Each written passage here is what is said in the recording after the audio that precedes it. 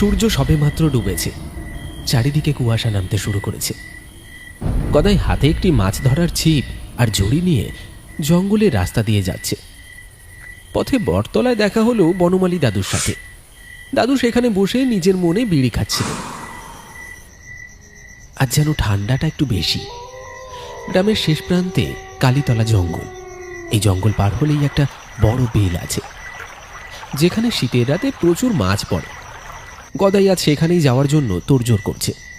কিন্তু কালীতলা জঙ্গল নিয়ে গ্রামের মানুষের মনে এক গভীর আতঙ্ক আছে, বিশেষ করে অমাবস্যার সময়।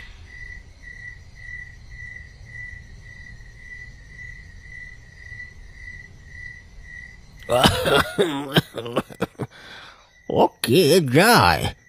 গদাই নাকি? এত তড়ি ঘড়ি করে কোথায় যাচ্ছিস বাপ? ও দাদু, তুমি এখানে? আমি যাচ্ছি ওই কালীতলার বিলটায়। আজ নাকি খুব মাছ পড়েছে, ভাবলাম রাতেই মেরে আনি, কাল হাটে বেচবো। দাঁড়া গদাই দাঁড়া, ভালো করে আকাশটা দেখ। আজ অমাবস্যা, আর ওই কালীতলার জঙ্গল ওটা ভালো জায়গা নয়, বিশেষ করে এই সময়টা। আজ আর ও পথে যাস না বাবা, যাস না, মাছ কাল সকালেও ধরা যাবে। ও দাদু, তুমিও না ভূত প্রেত নিয়ে পড়ে আছো? আমি তো কতবার গিয়েছি রাতে, কই কিচ্ছু তো দেখিনি। আজ রাতে বড় মাছ না ধরলে কালকের হাটে আমার পকেট খালি থাকবে। তুমি বাড়ি যাও দাদু, ঠান্ডা লাগছে তোমার। শোন গদাই, বড়দের কথা কানে তোল। আজ রাতে ওই জঙ্গলে পুরনো আত্মারা আলো খোঁজে। কালীতলা বনের ভেতর দিয়ে যাওয়ার সময় যদি কোনো হারিকেন বা লণ্ঠনের আলো দেখতে পাস, খবরদার খবরদার ভুলেও সেদিকে যাস না। ওই আলো একবার চোখে পড়লে বা হাতে নিলে মানুষ আর চেনা পথে ফিরতে পারে না। আচ্ছা দাদু, মনে থাকবে, তুমি চিন্তা করো না, আমি আসছি। গদাই দাদুর কথাগুলোকে বাতাসের মতোই উড়িয়ে দিল। গদাই জঙ্গলের গভীরে প্রবেশ করেছে। চারপাশটা বড্ড নিস্তব্ধ। মাঝে মাঝে বাঁশঝাড়ের ক্যাচ ক্যাচ শব্দ শোনা যাচ্ছে। গদাইয়ের টর্চের আলোটা কেমন যেন কমে আসছে। ব্যাটারিটা বোধহয় শেষ। কুয়াশায় পথটা ঝাপসা। এমন সময় হঠাৎ তার পায়ে শক্ত কিছু একটা ধাতব জিনিসে ঠুক করে লাগলো। আরে, এটা আবার কি? একটা হারিকেন। গদাই নিচু হয়ে দেখল ঝোপের আড়ালে একটা পুরনো পিতলের হারিকেন পড়ে আছে। জিনিসটা ধুলোয় ভর্তি, কিন্তু অদ্ভুতভাবে ঝকঝক করছে, যেন কেউ এইমাত্র ওটা পালিশ করে রেখে গেছে।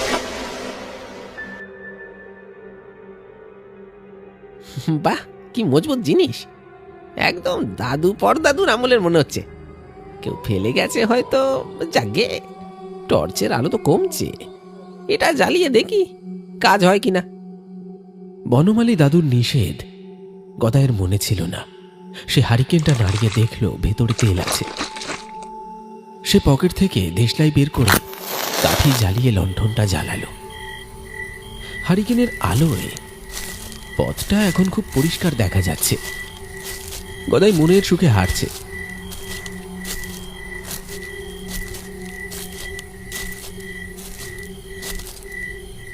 হঠাৎ সে দেখল পথের ধারে একটা ভাঙা বাড়ির সামনে, যেটা দেখতে পুরনো আমলের পাহারাদারদের ঘরের মতো, সেখানে একজন লোক বসে আছে।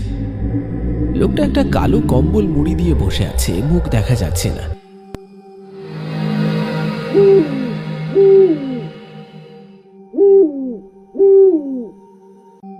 ও কাকা, কে আপনি? এত রাতে জঙ্গলের মধ্যে বসে কি করছেন? ঠান্ডায় জমে যাবেন তো, বাড়ি যাবেন না? আমার ডিউটি শেষ হয়নি রে খোকা, আমি আলো পাহারা দিই। তুই আমার আলোটা পেলি কোথায়? এই হ্যারিকেনটা, ওটা তো ওই ঝোপের ধারে পড়েছিল, আপনার নাকি? ইস, আমি তো না বলেই নিয়ে এলাম। এই নিন, ধরুন। ধীরে ধীরে মাথা তুলল লোকটা। গদাই দেখল লোকটার গায়ের চামড়া কেমন যেন ফ্যাকাশে, যেন রক্ত নেই। আর তার চোখের মনি নেই, পুরোটাই সাদা। ওটা যার হাতে জ্বলে সেই আমার সঙ্গী হয়। তুই আলো জ্বালিয়েছিস, এবার আমার সাথে আয়। আমি অনেক দিন ঘুমাইনি। গদাই লক্ষ্য করল লোকটা যখন কথা বলছে তার মুখ থেকে সাদা ধোঁয়া বের হচ্ছে আর তার শরীর থেকে একটা পচা গন্ধ আসছে। গদাইয়ের বুকটা এবার ধক করে উঠল। সে বুঝতে পারল সে ভুল করেছে।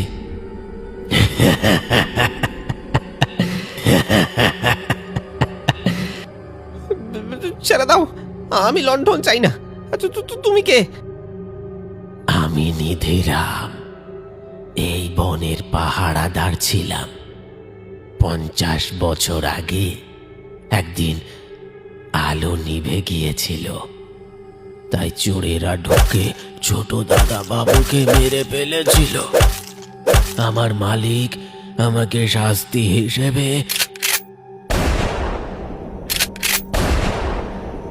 জীবন্ত কবর দিয়েছিল এই ভিটের নিচে। সেই থেকে আমি আলো খুঁজছি। আজ তুই আলো ধরেছিস, আজ থেকে তুই পাহারা দিবি। আমি একটু মাটির নিচে গিয়ে ঘুমাবো। নিধিরামের চেহারা বদলে যেতে লাগলো।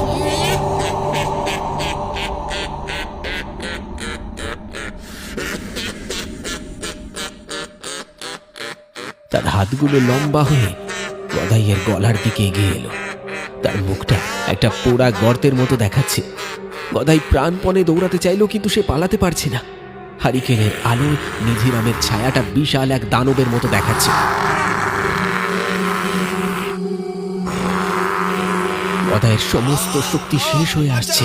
নিধিরাম ভূতটা তার অমানবিক শক্তি দিয়ে গদাইকে মাটির উপর দিয়ে টেনে হিঁচড়ে নিয়ে যাচ্ছে একটা ভাঙা শ্যাওলা পড়া কুয়োর দিকে। গদাই প্রাণপণে বাঁচার চেষ্টা করছে, কিন্তু ভূতের শক্তির কাছে সে অসহায়। তার মনে তখন বনমালী দাদুর সেই সতর্কবাণী বারবার বাজছে। আলোটা হাতে নিস না গদাই। দাদুর কথা না শুনে সে যে কত বড় ভুল করেছে তা এখন হাড়ে হাড়ে টের পাচ্ছে। ছাড়, ছাড় বলছি, আমি ভুল করেছি। তুই তোর হারিকেন নিয়ে নে, আমাকে ছেড়ে দে। দোহাই তোর, আমাকে ছেড়ে দে, ছেড়ে দে, আমাকে ছেড়ে দে। এখন আর কেঁদে লাভ নেই রে খোকা, যতই ছটপট কর, আজ তোর মুক্তি নেই। আমার অনেক দিনের ক্লান্তি, আমি ঘুমোবো। আর তুই আজ আমার হাতে মরবি, আর সারা জীবন এই বনে আলো হাতে পাহারা দিবি। নিধিরামের প্রেতাত্মা গদাইকে টেনে নিয়ে যাচ্ছে সেই অন্ধকার কুয়োর মুখের কাছে। গদাইয়ের পা এখন কুয়োর কিনারা ছুঁই। সে বুঝতে পারছে আর কয়েক মুহূর্ত, তারপরই সব শেষ। আজ তার মুক্তি নেই। সে জানে এই অভিশপ্ত হারিকেনটাই যত নষ্টের মূল, যা এখনো তার হাতে আঠার মতো আটকে আছে। মরার আগে শেষ চেষ্টা হিসেবে গদাইয়ের মাথায় একটা বুদ্ধি এল। তবে নে নে, এই নে তোর আলো। গদাই তার শেষ শক্তিটুকু সঞ্চয় করে হাতে আটকে থাকা জ্বলন্ত হারিকেনটা সজোরে সেই ভূতের বুকের ওপর আছড়ে মারল। হারিকেনটা ভূতের গায়ে লাগার সাথে সাথেই একটা বিকট শব্দে ভেঙে চুরমার হয়ে গেল। ভেতরের তেল ছিটিয়ে গিয়ে দাউ দাউ করে আগুন জ্বলে উঠল ভূতের শরীরে। নিধিরাম এক আকাশ ফাটানো চিৎকার করে উঠল।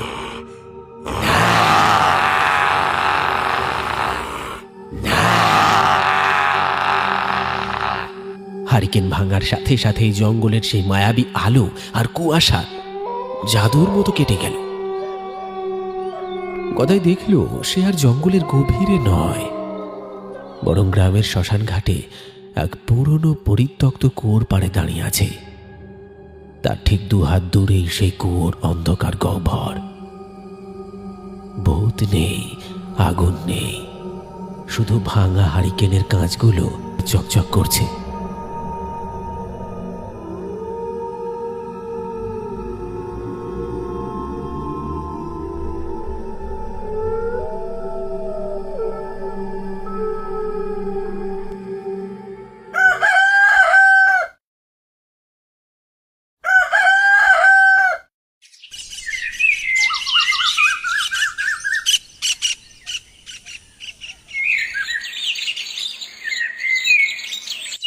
গদাই বনমালী দাদু বসে আছে একটা মন্দিরের চাতালে।